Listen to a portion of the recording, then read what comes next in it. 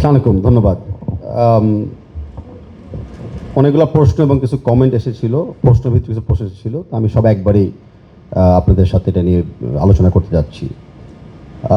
প্রথম কথা হলো যে বিএফএফ এর প্ল্যানসগুলো কী ছিল যদি থাকে টপ 5 লিগদের সাথে। বিএফএফ এর কিন্তু বর্তমান প্ল্যানিং স্টেজে আমরা কিন্তু মানে আমরা লিগ বলতে এখানে এখন পারছি না, বাট আমরা যেটাকে বলি মেম্বার অ্যাসোসিয়েশন, মানে ওই দেশের ফুটবল অ্যাসোসিয়েশন যারা চালান ওই কর্তৃপক্ষদের সাথে আমাদের এখনও কাজ চলছে যে আমরা কয়জনের সাথে আমাদের ইউথ লেভেল থেকে, ইউথ লেভেল বলতে চাই 14, এজ 14 থেকে অ্যান্ড আপ, আমরা জয়েন্ট প্রশিক্ষণ, প্লেয়ার প্রশিক্ষণ প্লাস ইভেন টেকনিক্যাল কোচদের প্রশিক্ষণ প্লাস কিছু friendly match, routine friendly match খেলার আয়োজন করার প্ল্যানিং আমরা করছি।